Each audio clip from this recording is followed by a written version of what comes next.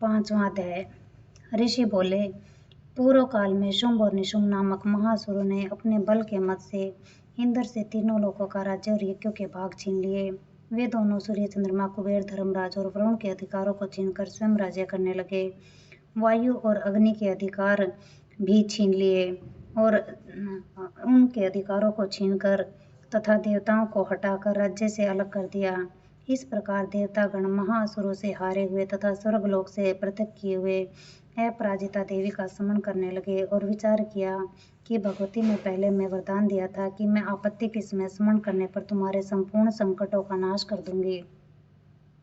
ऐसा विचार करके समस्त इंद्रादिक देवता हिमालय पर्वत पर जाकर विष्णु माया देवी की स्तुति करने लगे। देवता बोले, देवी, महादेवी, शिवा, प्रकृति, भद्रा को नमस्कार है। रौद्रा, नित्या, गौरी, धात्री, ज्योत्सना रूपिणी, इंद्र रूपिणी, सुख स्वरूप भगवती को हम निरंतर नमस्कार करते हैं। कल्याणी, वृद्धि और सिद्धि रूपा देवी को हम सब नमस्कार करते हैं। नृत्य देवी को हम नमस्कार करते हैं।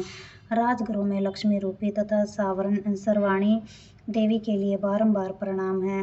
दुर्गा, दुर्गपारा, सारा, सर्वकारिणी, ख्याति तथा धूम्र स्वरूपा को निरंतर नमस्कार है। अत्यंत सौम्य तथा रौद्र रूपा देवी को हम सब नमस्कार करते हैं। जगत प्रतिष्ठा तथा कीर्ति स्वरूपा देवी को बारंबार नमस्कार करते हैं। समस्त जीव मात्र में विष्णु माया नाम से जो देवी कही जाती है उनको नमस्कार है, उनको नमस्कार है, उनके लिए बार बार नमस्कार है। जो देवी समस्त जीव मात्र में चेतना नाम से कही जाती है उनके लिए नमस्कार है, उनको नमस्कार है, उनको बारंबार नमस्कार है। जो देवी समस्त जीव मात्र में बुद्धि रूप से स्थित है उनको प्रणाम है, उनको प्रणाम है, उनको बार बार प्रणाम है। जो देवी समस्त जीव मात्र में निद्रा रूप से वास करती है उनको नमस्कार है, उनको नमस्कार है, उनको बार बार नमस्कार है। जो देवी समस्त जीव मात्र में शुद्धा रूप से वास करती है उनको नमस्कार है, उनको नमस्कार है, उनको बार बार नमस्कार है। जो देवी सभी प्राणियों में छाया रूप से स्थिर है, जो देवी सब जीव मात्र में शक्ति रूप से स्थित है उनको प्रणाम है, उनको प्रणाम है, उनको बार बार हम प्रणाम करते हैं। जो देवी जीव मात्र में तृष्णा रूप से विराजमान है, जो देवी समस्त जीव मात्र में जाति रूप से विराजमान है उनको नमस्कार है, उनको नमस्कार है, उनको बारंबार नमस्कार है। जो देवी सभी प्राणियों में लज्जा रूप से विराजमान है उनको नमस्कार है, उनको नमस्कार है, उनको 100 बार नमस्कार है। जो देवी समस्त जीव मात्र में श्रद्धा रूप से विराजमान है उनको हम सबका प्रणाम है। जो देवी समस्त जीव मात्र में कांति रूप से विराजमान है उनको प्रणाम है, उनको हम प्रणाम करते हैं, उनको बार बार प्रणाम है। जो देवी समस्त जीव मात्र में लक्ष्मी रूप से स्थित है उनको नमस्कार है, उनको नमस्कार है, उनको बार बार नमस्कार है। जो देवी सभी प्राणियों में वृद्धि रूप से विराजमान है उनको प्रणाम है, उनको प्रणाम है, उनको बार बार प्रणाम है। जो देवी सब जीव मात्र में समृद्धि लक्ष्य से विराजमान है उनको हमारा प्रणाम है, उनको प्रणाम है, उनको हम बार बार प्रणाम करते हैं।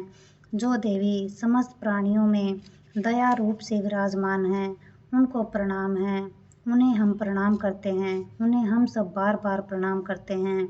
जो देवी सभी प्राणियों में तुष्टि रूप से स्थित है उन्हें हम प्रणाम करते हैं। जो देवी सभी प्राणियों में माता रूप से स्थित है उनको प्रणाम है, उनको बारंबार प्रणाम है। जो देवी सब जीव मात्र में भ्रांति रूप से स्थित है उनको प्रणाम है, उनको बार बार प्रणाम करते हैं। जो देवी समस्त इंद्रियों तथा अखिल जीव मात्र में अधिष्ठात्री है तथा समस्त जीव मात्र में निरंतर व्याप्त रहती है उनको बार बार प्रणाम है। जो देवी इस सारे संसार में चैतन्य रूप से व्याप्त रहती है उनको बार बार नमस्कार है।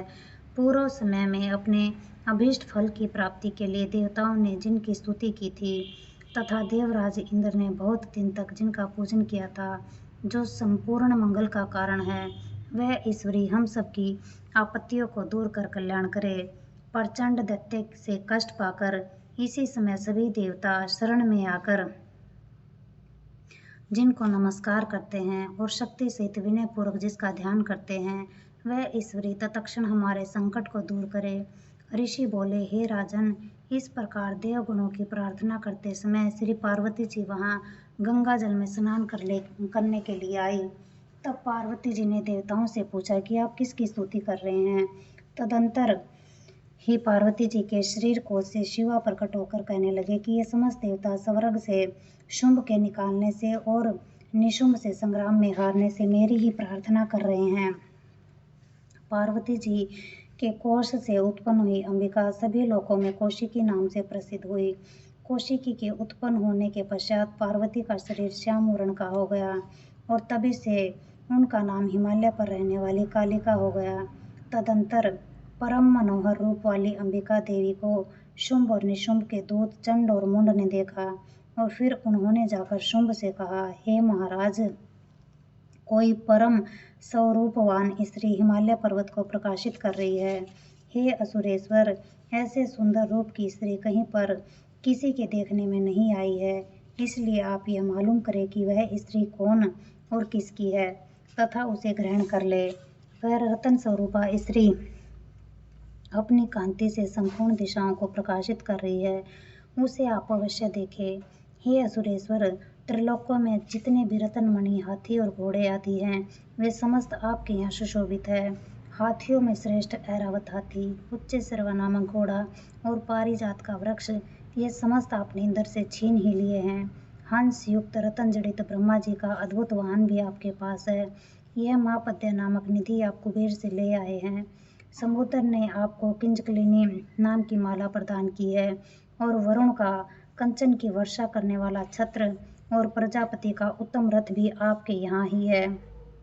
हे दैत्यराज, यमराज से आपने उत्क्रांतिता शक्ति छीन ली है और आपके भाई निशुंभ ने वरुण से पाश छीनकर अपने पास रख लिया है।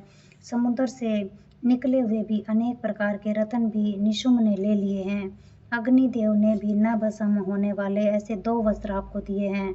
हे दैत्यराज, आपने इस तरह सभी रत्नों को एकत्रित कर लिया है और फिर आप स्त्रियों में रत्न रूप कल्याण करने वाली उस अबला को क्यों नहीं लाते। ऋषि बोले, शुंभ ने ऐसी चंड मुंड की बातें सुनकर असुर सुग्रीव को दूत बनाकर देवी के पास भेजा और उसे समझाकर कहा, मेरी आज्ञा से उससे इस तरह कहना तथा ऐसा कार्य करना कि वह शांति पूर्वक राजी खुशी मेरे पास चली आवे। वहां अति रमणीक पर्वत पर विराजमान देवी को सुग्रीव असुर ने जाकर देखा और बड़ी नम्रता पूर्वक मधुर वाणी में बोला, हे देवी, असुर राज शुंभ तीनों लोकों के स्वामी हैं। उन्होंने मुझ दूत को आपके समीप भेजा है। उनकी आज्ञा का उल्लंघन देवगण भी नहीं करते हैं। उन्होंने जो कुछ कहा है आप सुनिए। ये सब तीनों लोक मेरे हैं, सब देवता मेरे अधीन हैं और संपूर्ण यज्ञ के भागों को मैं ही पृथक पृथक ग्रहण करता हूँ।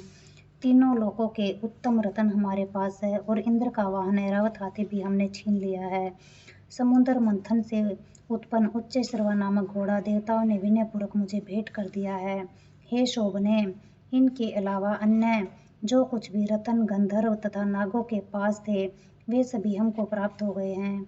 हे देवी, हम तुमको संसार भर की स्त्रियों में रतन समझते हैं, क्योंकि रत्नों के भोगने वाले तो केवल हम ही हैं।